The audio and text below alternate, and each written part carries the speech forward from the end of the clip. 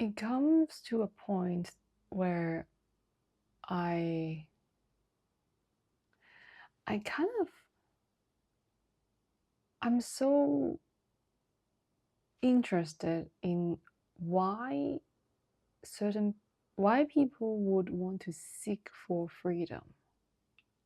Well, I'm talking about spiritual liberate spiritual liberation and not saying any kind of physical confinement. Not that liberation is something that we should not seek for. I'm not talking in this sense. Is that why is it everyone, most people that I know, they try to seek for freedom when they are suffering? And there's nothing wrong about it. There's no right or wrong. It's just the direction might not be effective. Because if a person is already suffering, then why would you be seeking for freedom? When in fact, what you need to look into is the suffering. The freedom is in the suffering, and however, most people, many of us would think that freedom is something else that is outside of suffering, that is separate from suffering, when in fact, the freedom can only be found inside the suffering. And I think that's something that a lot of people, many of us, would come to misunderstand, because it's as if it's something, it's as if like these are two different things, when in fact they are the same. If Because I do understand though that when it comes to freedom and suffering, we are so prone to seeing this as polarities, right? Because it's like, if it's not suffering, then it should be freedom. If it's not freedom, then it should be suffering. But in fact, these are the two same things, but just expressed in two different ways or forms. So if we look into suffering, it's actually looking into freedom. It is only through suffering, only then we come to understand what freedom means. It's the two sides of the same coin. So yeah, but then most of the time we don't see it that way. We thought freedom is another coin, instead of it's actually on the flip side of it, of suffering. And there comes another interesting thing that I really ponder, is that why do many of us think in polarity, right? It's like it has to be this way, either this way or that way. And I do understand it is true that it looks everything, it seems to be, it's just either this way or that way.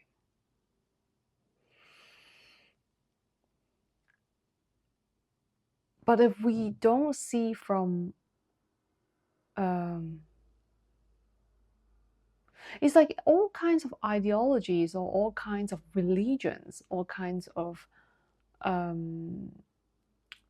theories that are being proposed or suggested throughout history. They are very subjective in a way, right? Because everything that is expressed in opinions are mostly subjective. And usually, the stronger a person holds about his or her opinions on something, the more opinionated this person could be towards that thing, like that particular subject. Because if we can't see the other side or the other sides of the same thing, we are more or less biased, right? And this also comes to another thing, that when it comes to that freeing oneself, freedom, it's not that, because the thing is actually the same coin, but it's just on the flip side. But many of us would not come to think of it that way. That is actually the same thing. That fear is actually love in another expression. Like, if it's not through fear, how can we understand love? If it's not through suffering, how can we understand what is freedom? Right? It's only when we thoroughly explore both sides of the polarities, only then we would come to a point and take a stop and realize that, wait a second, these are actually the same thing. And only then we would be able to transcend into a non-dualistic perspective, seeing suffering and freedom, in fact, no difference, and seeing love and fear, no difference, and that everything is equal and that everything is the same. Like, not literally like same, but it's the same. Like, it might be different in forms or shapes, but in essence, it's the same. There's no difference. And that's the truth. The truth is not just one thing, but it is one thing. It is not one thing in a human sense, but it is one thing in a collective sense. The truth is that everything is true. Everything is possible. Everything can be possible, and also is possible. And it's all embracing, and it's not excluding anything. It's very inclusive. Everything is included, and that is the truth. And polarity is also the truth. Non-duality is also the truth. So when it comes to freeing oneself, personally, I feel that it's so important to first believe that we are free, or say, I am free. Because if one doesn't even have this belief in oneself, or say in the belief system, one would not even be able to fathom how the direction can be. Because only when we have something vague, V-A-G-U-E, so vague and so distant, so big, so broad, that we input in our belief system, only then there is space. Meaning, the more fake something is, the more distance there is, like metaphorically distance. That's why people say dream bigger, right? Dream big, because when a person dreams big, it means there's more space, meaning there's rooms for improvement. So if there's no distance, if there's no space, then how could there be improvement? Rooms for improvement. And that is why for me personally, I think it's very effective to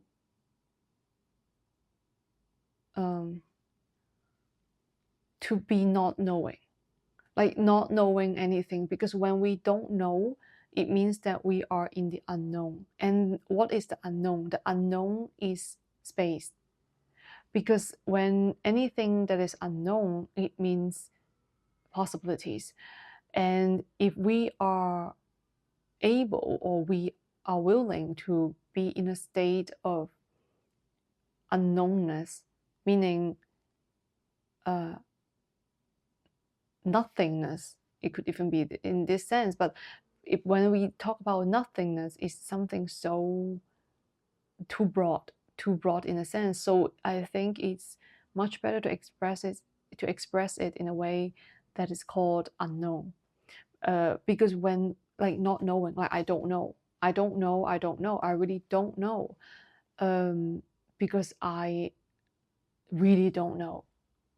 And when I realized that I not only that I realize I don't know, is that I understand that I don't know. Only then I will start to observe, and I will start to observe not only the external but the internal, because I realize it is through observing I would begin to understand more about myself.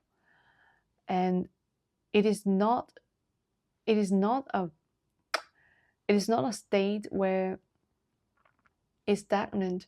When I don't know about anything, only then there's room for improvement. It's because unknown in itself is space. This unknown is so infinite that it creates so much space in myself, that I allow it and I welcome it. So then the space being held turns into possibilities for me to grow into it. And it's infinite. And it's because of that, the truth is revealed to me through my journey of exploring the infinite possibilities, meaning the unknown. The truth is not one single thing. It is, however, oneness.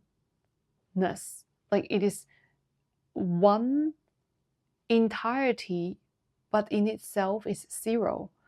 It's zero because it's infinite, it's ever expanding, is the unknown. The truth is unknown. The truth is the unknown, the realm of unknown. Not saying that it doesn't exist. The truth is that it is so inclusive in all aspects of whatever we can imagine. And that is why it's the unknown. Because we don't know. It's only through diving into this sea, this ocean of unknowns, only then we get to explore so much of the truth that we are yet to understand, or we are yet to come to understand. So that's why I would say the belief system is very important when it comes to exploring any kind of things, literally, not just the truth about existence. The truth is, part of the truth is that I'm free. But if we don't integrate this I'm free in our own belief system, that means that this particular pathway would not be unfolded in the way that I believe it. Because whatever I input in my belief system, it actually is how I would like to paint my painting, the canvas. Like imagine whatever beliefs that we choose to input in our belief system, it's kind of like how we choose, like what kind of colors we want to use for a painting. Like squeezing the paint on the palette before you paint it. It's like there's a palette here, color palette, and it's the different kind of colors that we mix them into, or squeeze onto the palette. These all these colors are literally the beliefs that we choose to input into our own belief system. And sometimes we would, wipe off some of the colors because we have played with them enough so that we can just wipe them off. And then there are other times that we would add in new colors onto the palette because we want to explore new possibilities. We want to play with different possibilities. And that's the same for belief system. Sometimes we add in, you see, if I don't have that color on my palette, I would not be able to use it on my canvas, meaning painting the painting that I want to paint, right? I want to create the painting, my painting. Similarly, if in the belief system if I don't have that belief in me, I would not be able to use this to paint my reality, my life. So it is crucial to input whatever you feel aligned with, or whatever kind of future or kind of experience that we want to experience. And with such a belief, only then it can lead to such an outcome. So first of all, believe that I am free, or we are free, essentially, because this is the paint that can lead us to create the kind of color that we want, and also the kind of to fill this color into this spot on the canvas, and that will make up the reality that we want to create. So yeah, I think that that's a better way of saying it, because if we speak in a metaphysical point of view, is basically if we don't have that I'm free belief in the belief system, this particular pathway, or say the door, would not be opened.